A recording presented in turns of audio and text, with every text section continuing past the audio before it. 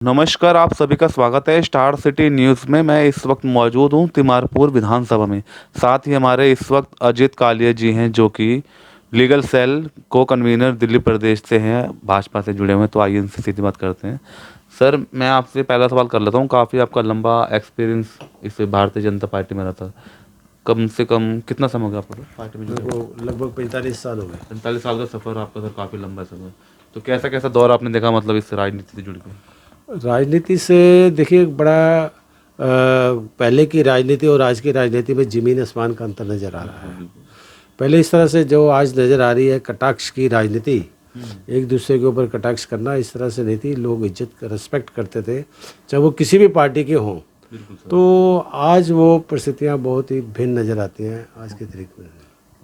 तो सर, आप जैसे लीगल सेल से जुड़े हुए हैं, तो लीगल सेल से जुड़ के लोगों की आप मतलब किस तरह मदद कर रहे हैं? हम जैसे लीगल सेल से जो हम जुड़े हुए हैं, लीगल सेल और जो ऑर्गेनाइजेशन से पार्टी के साथ जो पार्टी के संबंधित जो कार्यकर्ताओं का काम होता है, और उसे पार्टी लीगल सेल में वकीलों के अंदर जो पार्टी का काम है, पार्टी की बात को पहुंचाना, उनसे बातचीत करना, वो हम सब लोग करते हैं, सारे मिलके काम करते हैं। और कार्यकर्ताओं के बीच में भी किसी को कोई परेशानी का कारण आता है तो उसके लिए हम खड़े होते हैं पार्टी की तरफ से। हम कार्यकर्ताओं के साथ कंधे से कंधा मिलाकर उनकी हर परेशानी में, लीगल परेशानी में उनके साथ हम खड़े रहते हैं। अच्छा, अभी आप जो भी कर रहे हैं पार्टी से जुड़ के एक्टिविटीज़, किस किस एक्टिविटी पे काम कर रहे हैं?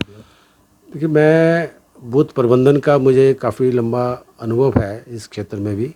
तिमारपुर विधानसभा में बूथ प्रबंधन का काफ़ी मैंने काम लगभग सभी क्षेत्र में किया है। 4 वार्ड थे पहले, अब आजकल 3 वार्ड हैं। तो उन सभी वार्ड्स में बूथ प्रबंधन का काम को भी देख रहा हूँ मैं। BLA 1 का भी जो इलेक्शन कमीशन से रिलेटेड जो काम होता है, उससे भी रिलेटेड जो कार्यकर्ता और उनके बीच का जो काम है उसको भी, और पार्टी का जो वोटर लिस्ट के बारे में बातचीत आती है, कुछ परेशानी किसी की आती है कि उसका आई कार्ड नहीं कर पा रहा, वोट नहीं बन पा रही, इस तरह की जो भी परेशानी डे टू डे की रहती हैं कार्यकर्ताओं की या लोगों की, जो क्षेत्र के जो लोग हैं उनको किसी प्रकार से कोई परेशानी ना आए, इस तरह का काम हम उसमें लगे रहते हैं करने। अच्छा अजय जी, जैसे आप देख रहे हैं जगह जगह पोस्टर लग रहे हैं, मोदी हटाओ देश बचाओ का जो नारा, जो पोस्टर लग रहे हैं, कैसा देख रहे हैं आप? मैं इसको एक तरह से ये मान रहा हूँ कि एक छुपी हुई हरकत जिसको कहते हैं, अपना चेहरा छुपा के जो बात करने वाली जो बात आती है, वो उस नीति को लेके चलता है। इन बातों से कुछ होने वाला नहीं है, कुछ नहीं होता। जनता जानती है, जनता को सारा पता है कि मोदी जी का क्या स्टेटस है।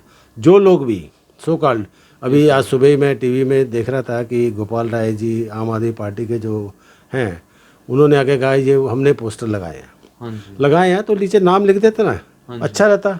उन्होंने नाम भी नहीं लिखा, इसमें काफ़ी लुकूना है। कोई भी पोस्टर देखिए, पोस्टर लगाने का एक डिफेसमेंट ऑफ जिस प्रकार से भी लगाते हैं उसके एक्ट बने हुए हैं। दूसरा, पोस्टर छपवाने का भी एक नियम कायदे हैं सारे के सारे। जो व्यक्ति उस पोस्टर को छपवाता है उसका अपना नाम दे, कोई दिक्कत नहीं है। उसका पोस्टर के ऊपर प्रिंटर का नाम होना बहुत आवश्यक है। उस पर कितनी कॉपी छप रही हैं वो भी प्रिंटर के जानकारी में उस पोस्टर के ऊपर लिखा जाता है। तो अच्छा, बहरहाल ये तो एक लीगल प्रोसेस हो गया। लेकिन जो लोगों के अंदर ये बातचीत जाती है कि पोस्टर लगा के अपने आप को खुश करने वाली बात है कि हम खुश हो रहे हैं, मोदी हटाओ। मोदी को कौन हटा सकता है? मोदी जी का इतना बड़ा वर्चस्व है, इतना बड़ी उनकी कैलिबर बन चुका है, विश्व उनकी तरफ देख रहा है। तो मोदी जी का मुकाबला और आम आदमी पार्टी का मुकाबला हम तो नहीं देखते कि इस प्रकार से कोई किसी प्रकार का कोई मुकाबला है, और इन पोस्टर से कुछ नहीं होने वाला। सर, दिल्ली अध्यक्ष अभी जो बनाए गए हैं वीरेंद्र सचदेवा जी, कुछ कहना चाहेंगे इनके अध्यक्ष बनने पे आप? देखिए, वीरेंद्र सचदेवा जी बहुत ही एक्टिव कार्यकर्ता हैं। हमें भी उनके साथ काम करने का मौका मिला बहुत वर्षों पहले, हमारे अच्छे मित्रों में हैं। और जिस प्रकार से उन्होंने अभी जो कार्यकारी अध्यक्ष थे, उन्होंने जिस प्रकार से उस कार्यकाल में जो काम किया है, उसको देखते हुए लगता है कि उनके नेतृत्व में भारतीय जनता पार्टी दिल्ली प्रदेश आगे और ज़्यादा अच्छा काम करेगी, उसको बढ़ चढ़ के काम करेगी। सर, काफ़ी लंबा आपका जर्नी रहा इस राजनीति में, कभी आपने चुनाव के लिए कोशिश की नहीं कभी तक? मैंने कोशिश करी, 97 में मैंने पार्टी से टिकट मांगी थी, और उस समय दुर्भाग्यवश उस समय मौका नहीं मिल पाया मेरे को। हमारे दूसरे एक मित्र थे, उनको टिकट मिला, और माता जी हॉस्पिटल में थी उन दिनों में, और उनका चुनाव के दिनों में भी मुझे हमारे ही कार्यकर्ता कुछ जाके वहाँ हॉस्पिटल में बैठते थे, हाँ जी। तो मेरे को कहते थे कि आप काली जी इलाके में जाइए, आपने 10 शक्ल ज़रूर दिखा के आइए कि आप पार्टी के लिए काम कर रहे हैं। क्योंकि उन दिनों में मैं पार्टी का महामंत्री था, मैं भिन्न भिन्न पदों पे पार्टी के ऊपर यहाँ पे रहा हूँ, हाँ जी। अध्यक्ष भी रहा हूँ, यहाँ पे मंडल का अध्यक्ष भी रह चुका हूँ यहाँ पे, और भिन्न भिन्न पदों पे। फिर उसके बाद लगातार पिछले 15-20 साल से तो लेडी सीट ही होती आई है यहाँ पर। तो लेडी सीट होने की वजह से फिर वो ऐसा चांस नहीं मिला, नहीं मिल पाया।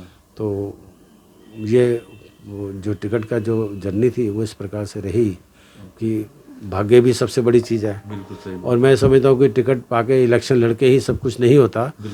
हमारा जो ध्येय है जनता की सेवा है, वो सेवा के लिए हम बिना इलेक्शन लड़े भी हम अपने आप को काउंसलर मानते हैं, और उसी दृष्टि से हम काम करने के लिए, और हमारे में अपने गट्स हैं कि हम उसको काम करा सकते हैं किसी का भी। धन्यवाद सर अजीत कालिया जी, समय दिया आपने।